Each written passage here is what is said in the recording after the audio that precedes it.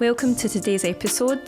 Today I am interviewing Josh from Holon in Glasgow, a new health and wellbeing service focusing on holistic health and diagnostic testing for optimising your health and wellness.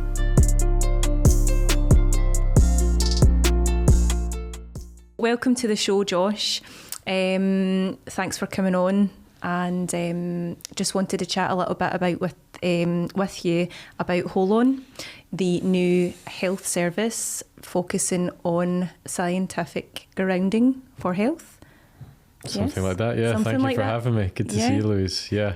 No, I'm excited to have this chat. This will be my first proper podcast in Glasgow about Holon. So looking forward to talking about it. Good. So obviously I've kind of known you for a couple of years now, I think, and every time we've met, we've always had weird and wonderful conversations. I was about to say weird and wonderful. Yeah, just really interesting. You're a very interesting person.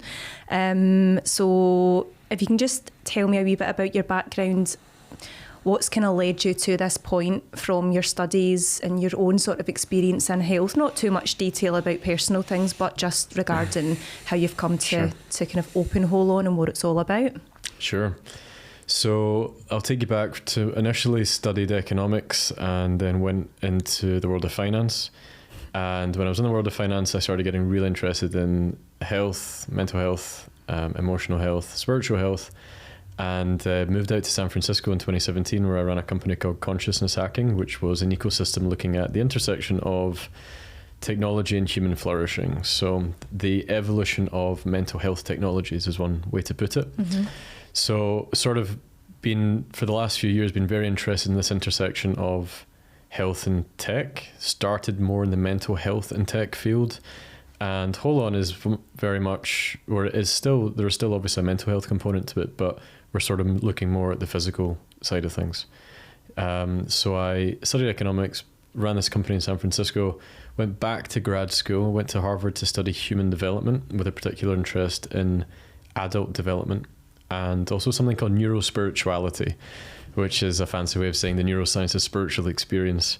So I finished that a couple of years ago, and now I'm back in my hometown of Glasgow for the first time in 14 years. Not the first time, but the first time living in 14 years, and it's a bit surreal. So that's the sort of education background. So economics, human development, also philosophy, working in consciousness and tech. But I guess the main driver for starting Holon, or one of the main drivers, was I did have a chronic health issue myself, and spent probably most of my 20s not feeling very well, but manageable. Mm-hmm. You know, like you can slam the caffeine and you've got that young 20s life force to get by. Yeah. But a few years ago, I got really unwell. So I was like, I wasn't able to work for a couple of years, really severe. NHS doctors had no idea what was going on.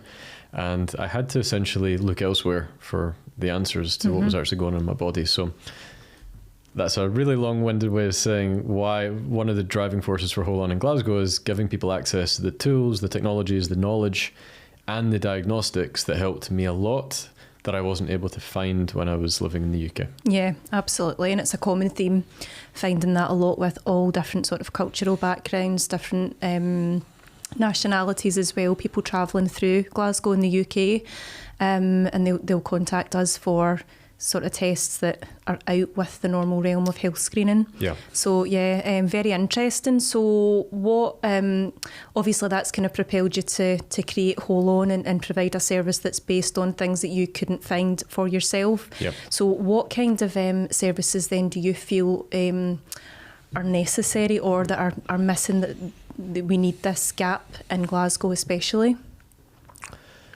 So I'll start like one layer up from that, which is, I think it's really important to understand our way of thinking at Holon, because ultimately what we do is an expression of our worldviews and what we believe. And so I think where standard mainstream medicine goes wrong is it sees the body as just the sum of its parts. It sort of narrows in and really like singular reductive variables and say, that's out of balance.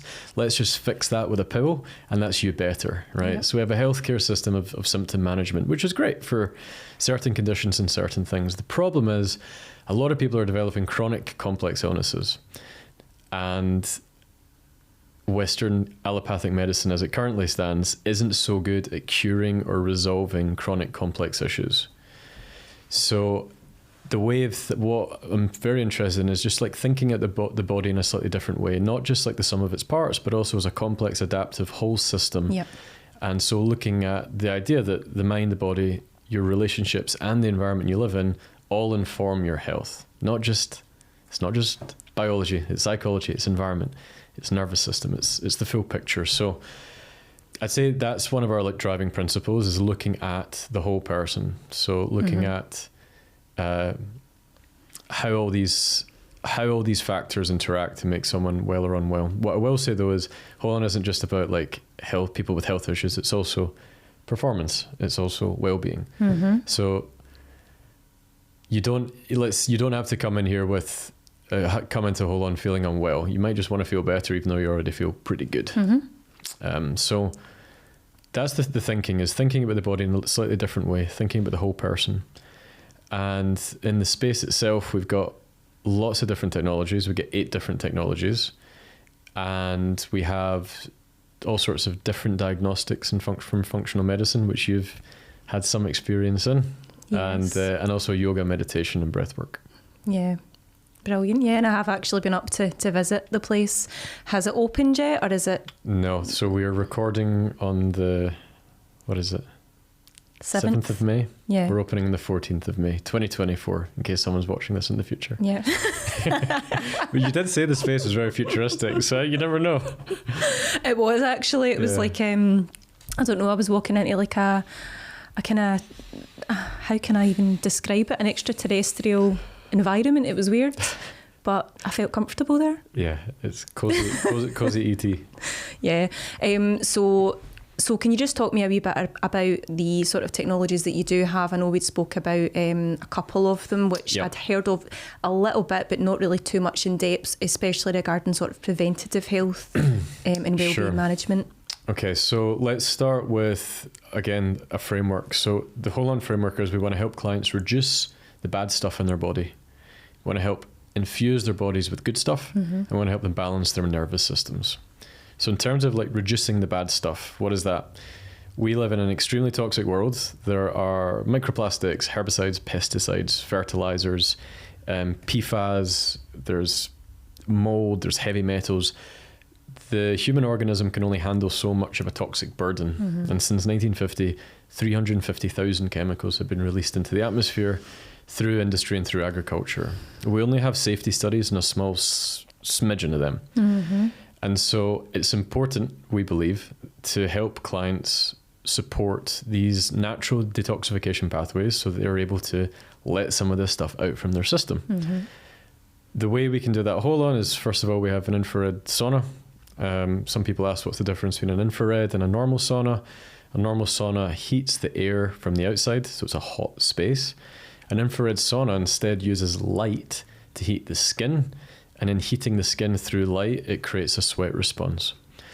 Some people say infrared saunas are better than dry saunas. Some people say the other way around. I'm actually not going to make a claim there. I personally prefer infrared saunas. They're slightly less stressful to the body because they don't go as hot. And I think for relaxation and detoxification, I think that's really important if people feel comfortable. So we have an infrared sauna. And in terms of reducing toxic burden, we also have diagnostics for things like mold, for things like heavy metals, to see what is actually going on in terms of your own toxic burden. So infrared sauna, toxins diagnostics. We've also got an ice bath, which everybody knows is very on trend right now. And our ice bath goes down to 0 degrees, which is very cold. It doesn't have to go down to 0 degrees. And ice baths, as you know, they're pretty popular, and for good reason. They can help with immune system modulation, mental health, mental resilience, inflammation, pain. So we have sauna and ice bath. You can sort of go between the two. Where we start getting a little bit more extraterrestrial and futuristic is things like hyperbaric oxygen therapy, which has been around for a very long time. And that is essentially a chamber where you breathe pure oxygen, up to 96% pure oxygen in a pressurized container. And that basically helps your body absorb more of the oxygen into areas that might be hypoxic, i.e. without oxygen or needing oxygen. And that's been used on label for things like decompression sickness and wound healing, but we're using it off label, which means there haven't been phase 3 clinical trials to say that this is good for X case, but that's not because it isn't. It's just because the money hasn't been there to prove it. So people are using hyperbaric oxygen off label for long COVID, for early onset dementia, for post-stroke, anything post-concussion, and also for sports performance. So it's really big in the NFL. A lot of rugby teams use it. It definitely looks like a spaceship. And it's been around for a long time. Yeah. Yeah. Do you want me to keep going with some of the technologies? Yeah, I think one of the things I was interested in was the compression. Yep. Is it leg compression or is it just general system compression? Yeah, good distinction, because there are full systems. There are full systems for arms as well. So this is just leg compression. Right. Okay. Yeah. So whoever's listening or watching might have seen footballers wear these big boots on their legs after training. And what those are like pneumatic compression boots, and they essentially pulsate with pressure to encourage and increase circulation and lymph flow in the legs.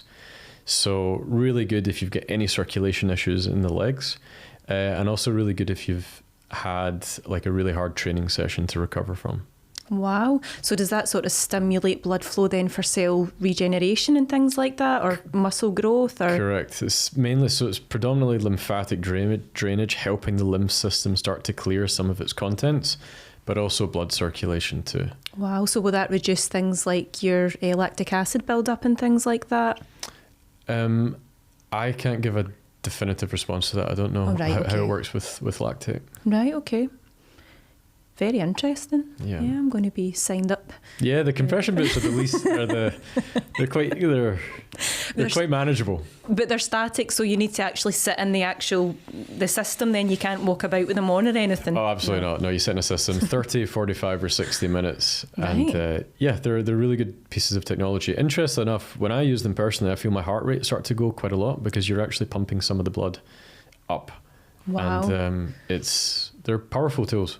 Simple but powerful, just pressure. Mm-hmm. Yeah. It's funny when you're speaking about the infrared sauna therapy, I have these crazy notions, like ideas that run through my mind, and one of them, I'll not tell you all of them, but one of them was regarding saunas while I was in the sauna, just the standard dry sauna. And I was thinking, like, what happens with this water? What's in this water? Where, obviously, when it's heated to a certain temperature, what's in the air? What's in the vapour? Are there metals? Are there toxins in the water molecules that have been vaporised that we're breathing in? Things like that. And I'm like, I don't think I'm going to go for a sauna anymore, because I'm just overthinking this. Interesting. Yeah, and some people don't like steam rooms because of the chlorine from the water. And I think one thing to maybe put your mind at ease is most people think that when you're sweating in a sauna, the liberation of toxins is coming through the skin, it's coming through the sweat.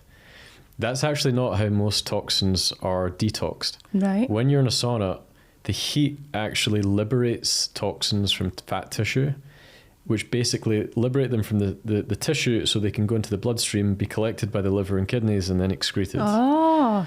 So only a small percentage of the toxins that are released during a session are through sweat. Most of it's actually liberated from tissue to then go out the other ways of defecation. Absolutely. Yeah. Wow. So don't worry too much about the air. I mean, stuff still comes out the skin, but just not as much. It's not the same proportions as what's liberated from tissue. So very interesting. So would someone be able to just sign up and come along as a member? Would they have to go through consultation to make sure that they're okay to come and take part in using the machines? And would they have to? How would the process work for joining? Yeah, so you can have a single session of any of our 8 technologies. You could buy a package, but we've also have these things what I'm quite excited about called protocols, where if you have a specific health goal in mind, you're able to buy a certain set of sessions geared towards that protocol. So for example, it might be rest, it might be recovery, it might be cognitive. Like that's my favorite one. It's the cognitive protocol. You get 20 hyperbaric sessions and then 20 red light sessions for the brain. This is something called ViLight. It's called photobiomodulation, which is putting infrared light into the skull. And it's been shown, and there's about 14 studies on this particular technology, double blind, that it has very good impact on memory, concentration, and helping with things like early onset dementia. Wow. Yeah. Wow. So where did you first hear about these types of services then? Was this back in America? I would imagine it is. Yeah. I tried it all in America. Yeah. It's all, always, that's what they say, right? Like the world is built in California and everyone else like takes 5 years to catch up. So there's lots of clinics like this in California. But what I've tried to do, and I don't know if I'm going to be successful or not about choosing the best stuff, but what we've tried to do is choose the best from what I've seen out there and then put it all into one space.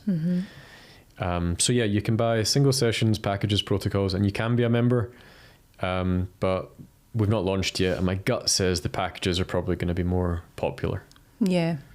And then with blood tests, you can get blood tests by yourself, but we would recommend you speak to one of our functional medicine providers who you'd be able to have a telemedicine consult with to go through things like micronutrient deficiencies, toxic burden, gut health, and then sort of the bloods that you're very familiar with, like liver, kidney, hormones. Yeah, the general health screens. Yeah. I think one of the other things I wanted to touch upon, and it's a conversation we've had previously, was regarding the mycotoxins and moulds and things like that. So fascinating. And I'd actually had a conversation with a girl last week who had mentioned about moulds and being tested for things, and there was so many missing pieces as part of the health investigation that wasn't picked up on, and she had to go private. I mean, she spent a lot of money on health tests, but outside the box, sending things off to America for analysis and things. Like, what's your experience with that? Because I know you do have a lot of experience in the sort of mould testing. Yeah, this is my third conversation today on mould, which is interesting and really, I guess, like really beautiful as well. Because when I was really sick with mould-related illnesses, I had no idea like where to turn to.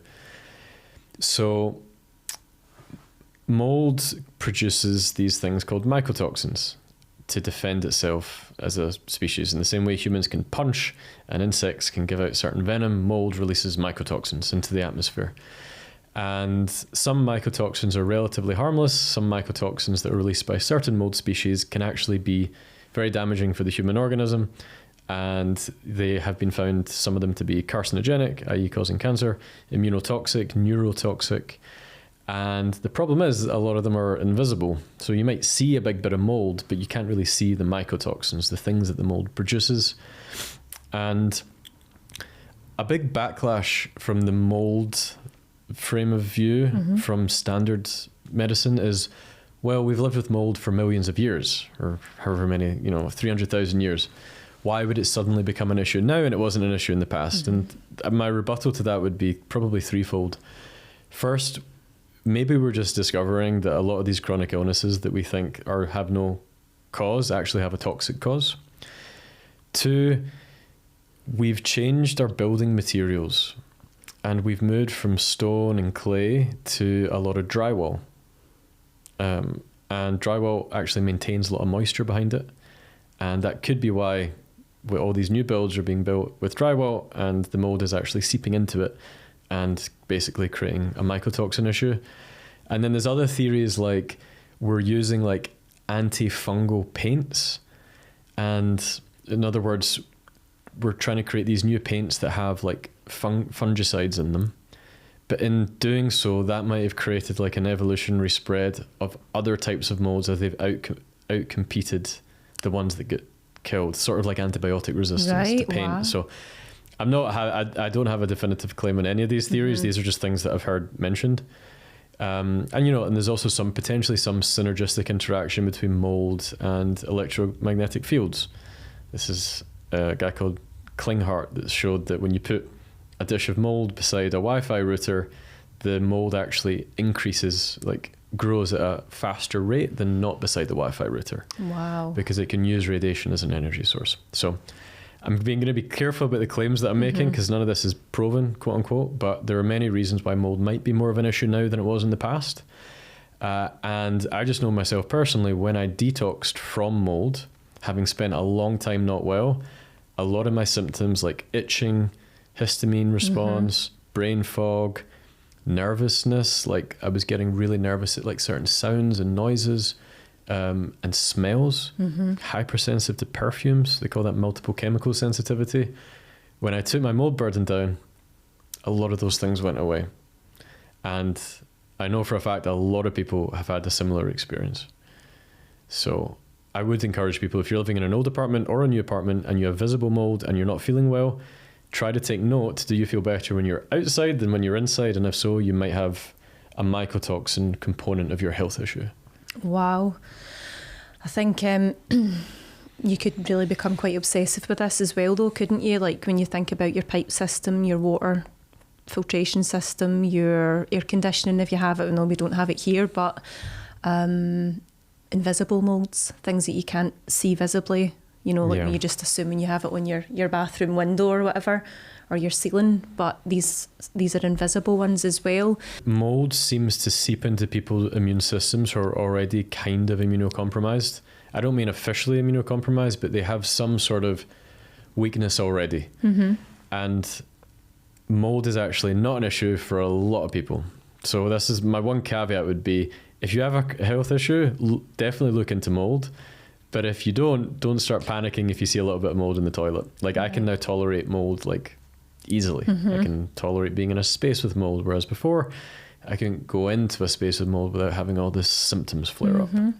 And was that while you were living in America, or was that at that time? Or? It was sort of, I was between the UK and America, and it was pretty brutal because everywhere has mold in it. And so a big part of the healing from mold, and to some degree conditions like long COVID and fibromyalgia and ME/CFS, they have a nervous system component. The mold can actually sensitize parts of the brain to do with fight flight, like the limbic system. And so anyone who's trying to heal from this, you want to detox the burden, but you also want to calm the nervous system. You want to calm the limbic system. And I mean, I can get into those sorts of practices and protocols. It's hard to get this all in an hour. But, yeah. Just talk quickly. No, I just wanted to ask you, how was this picked up? So what was your sort of triggering point where you thought, I'm not getting the answers that I'm looking for here. I'm not seeming to be investigated as much as I feel like is warranted. Yeah, functional medicine. So was put in touch, thankfully, with a functional medicine doctor in California who's gone on to be a really good friend. And she's also an advisor at Holon. And she basically took one look at me and was like, "You've probably got a mold issue, dude." And I hadn't been told that for years, 20, 30 specialists.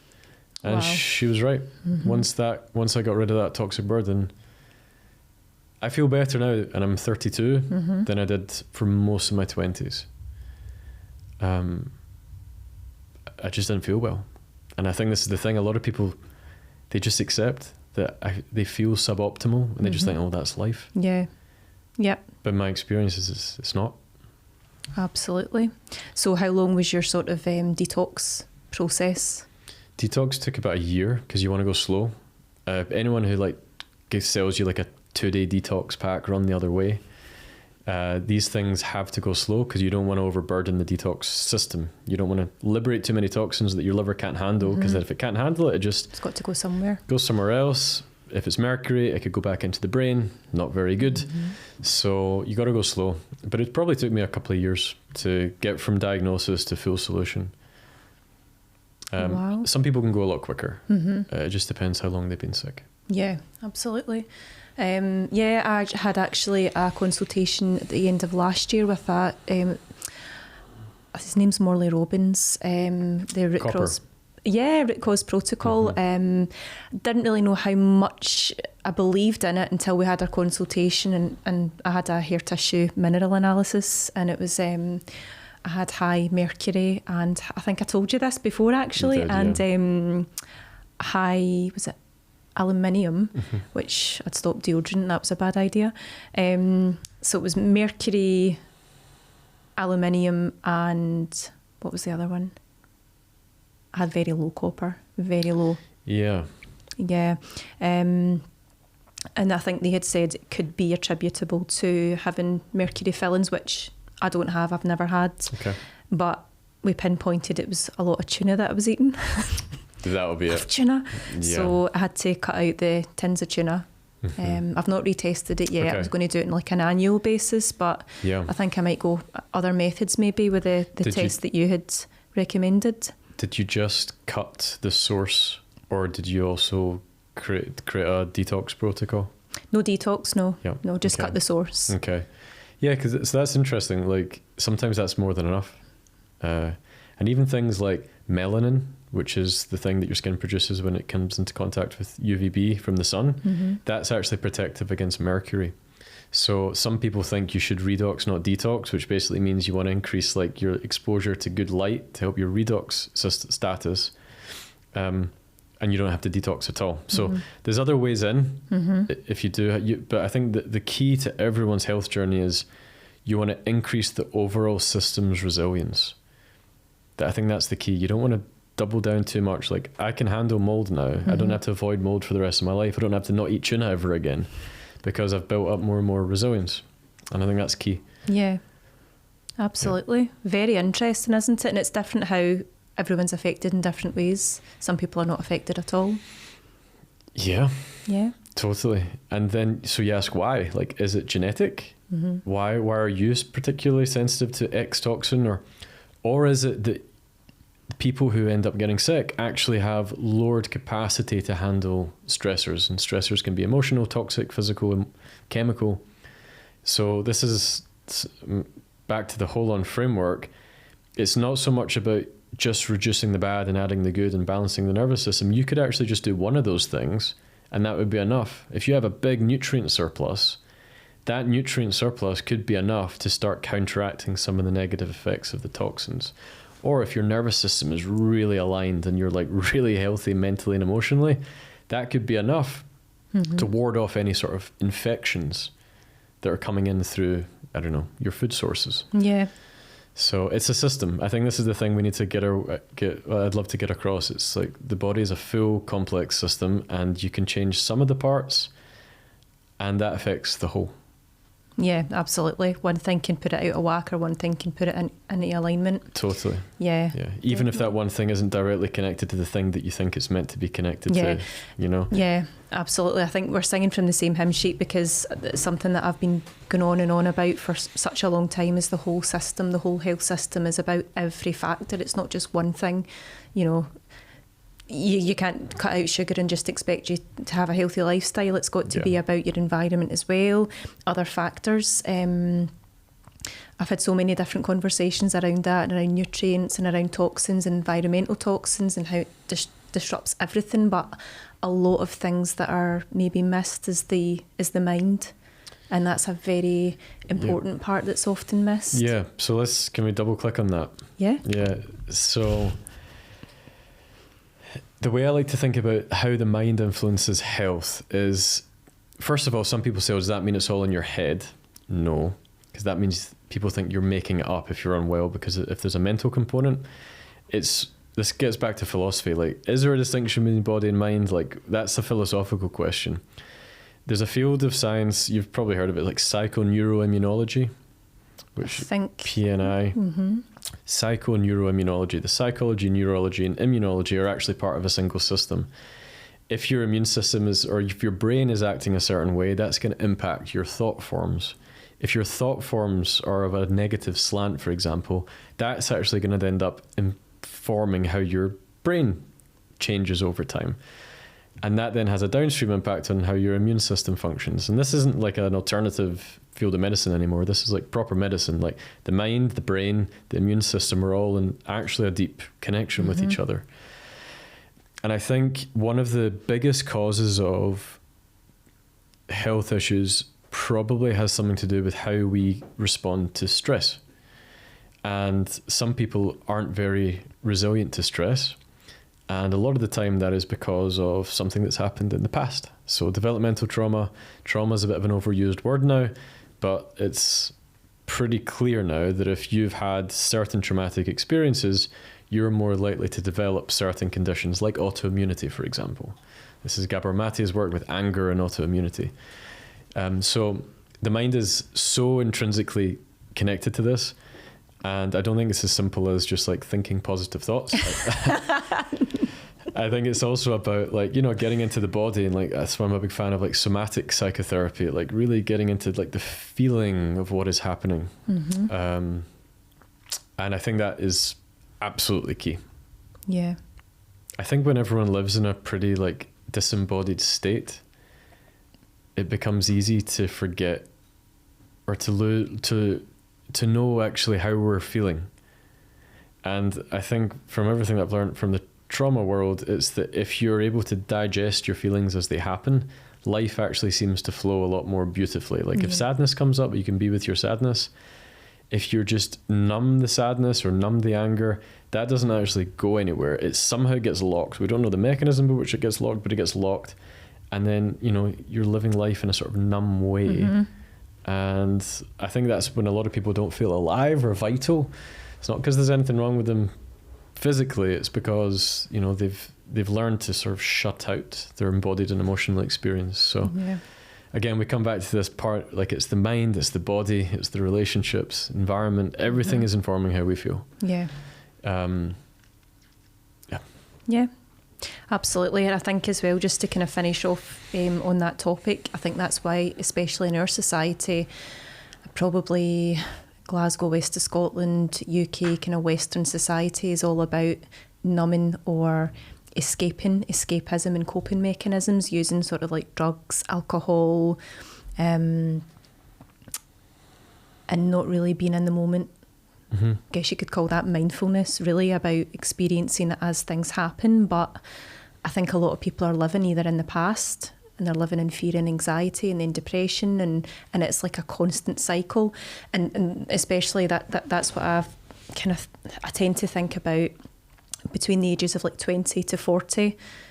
Traditionally, that's the times in our lives, maybe our parents, or probably I'm a wee bit older than you, so my generation, they kind of tend to get married and have kids and things like that. So you're maybe living in those sort of milestones where you're not aware of things because you're kept going, you're in the moment, you've excitement of a milestone and then another one in another few years, and then before you know, that kind of tails off by the time you hit about 40, and that's where usually the midlife crisis kicks in, where your hormones are out of whack, and then your health tends to deteriorate because you don't have anything to occupy that time.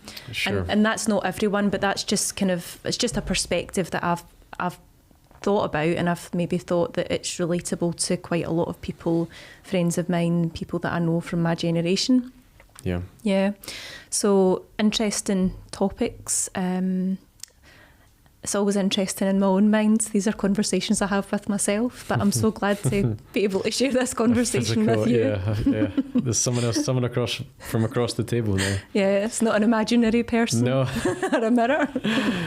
No, thank you very much, Josh. I really appreciate you coming in today, and look forward to seeing how Holon's going to develop, and I'm looking forward to coming along and trying out the machines. You might see me in a futuristic sort of silver light the next time. Well, we do have virtual reality, so that's pretty futuristic too. God. No, but thank you for having me, Louise. Thanks for your time. Welcome. And I'm looking forward to you being part of Holon. If someone wants to get in touch, then come along to Holon, see about the services, have a chat with you. How can they get in touch with you? So we are located at 528 Great Western Road, right in the heart of the West End. And our website is holon.co.uk. Instagram handle is Holon Glasgow. And we're going to be open from 7 till 7 Tuesday through Friday, and then 8 till 5 Saturday and Sunday, closed on Mondays. Great, that's great. And we'll attach a link as well so that people can find you that way. Thank you.